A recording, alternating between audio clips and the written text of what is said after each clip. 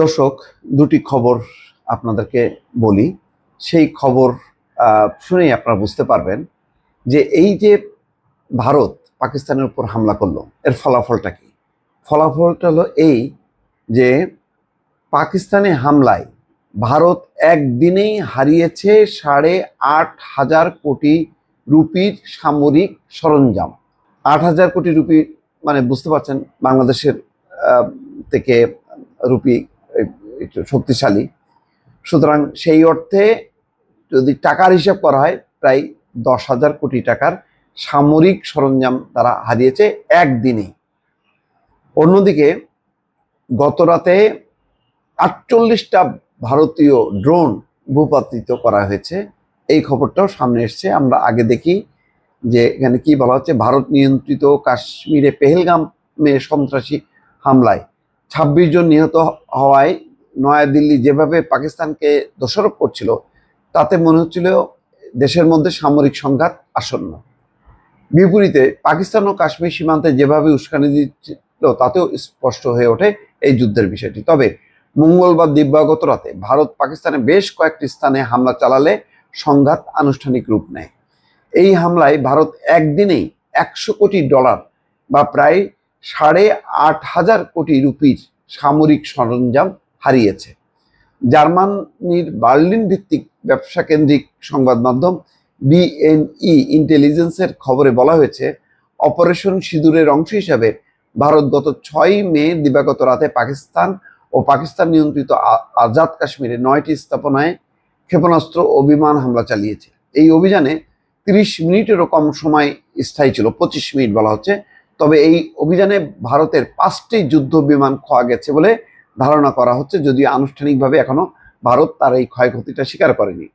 মার্কিন সম্প্রচার মাধ্যম সিএনএন এর প্রতিবেদন অনুযায়ী পরিচয় প্রকাশে অনিচ্ছুক এক ফরাসি গোয়েন্দা কর্মকর্তা নিশ্চিত করেছেন, ভারত ফ্রান্সের সরবরাহ করা রাফাল যুদ্ধ বিমানের অন্তত একটি হারিয়েছে। ফরাসি কোম্পানি ড্যাসল্ট এভিয়েশন নির্মিত রাফাল ভারতীয় যুদ্ধ বিমানের সবচেয়ে উন্নত যুদ্ধ বিমান। ভারতীয় বিমান বাহিনীর বহরে থাকা 36টি রাফালের ঠিক কতটি অপারেশন সিঁদুরে অংশ নিয়েছিল বা কতটা হারানো গেছে তা স্পষ্ট নয়। তবে এক্স প্ল্যাটফর্মে ভারত বিরোধী হিসেবে পরিচিত ব্যবহারকারীদের পোস্ট করা কিছু ছবিতে ভারতীয় বিমান বাহিনীর চিহ্নযুক্ত একটি অক্ষত রাফাল বিমানের পেছনের অংশ দেখা গেছে। এসব ছবি ইঙ্গিত দেওয়া হয়েছে যে BS-001 সিরিয়াল নম্বরের বিমানটি সম্ভবত খোয়া গেছে।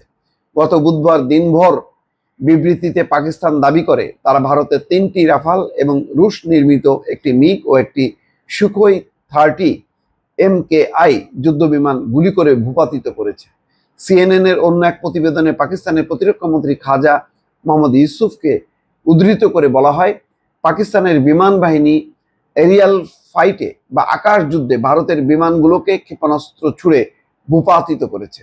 অপারেশন সিঁদুরের সময় বা তারপরে ভারত কোনো বিমান বা সরঞ্জাম হারানোর কথা এখনো স্বীকার করেনি। তবে এক্স পোস্টে আরও একটি ছবিতে চীনের তৈরি PL-15 আকাশ থেকে আকাশে নিক্ষেপযোগ্য ক্ষেপণাস্ত্রের অংশবিশেষ দেখা গেছে। ছবিটি ভারতের পাঞ্জাব অঞ্চলে পড়েছে বলে দাবি করা হয়েছে। পাকিস্তানি বিমান বাহিনীর J-10 যুদ্ধ বিমান থেকে সম্ভবত ছোড়া PL-15 ক্ষেপণাস্ত্রের আঘাতে ভারতীয় বিমান বাহিনীর রাফাল ভূপাতিত হয়েছে, এমন সুনির্দিষ্ট প্রমাণ মেলেনি। তবে এই দাবিটি নয়াদিল্লির প্রতিরক্ষা নীতি নির্ধারকদের জন্য সবচেয়ে খারাপ পরিস্থিতি বহন করে। কেবলমাত্র আর্থিক দিক বিবেচনা করলেও পাকিস্তানের দাবি অনুযায়ী ভারতীয় বিমানগুলোর ধরন, সংখ্যা এবং ক্ষতির প্রকৃতি সঠিক হলে একদিনেই ভারতের সামরিক সরঞ্জাম $1 বিলিয়ন বেশি বা 8,500 কোটি রুপি ক্ষতি হয়েছে বলে খবরে বলা হচ্ছে। অন্য এক খবরে বলা হচ্ছে, গত রাতে 48টি ভারতীয় ড্রোন ভূপাতিত করার দাবি পাকিস্তানের।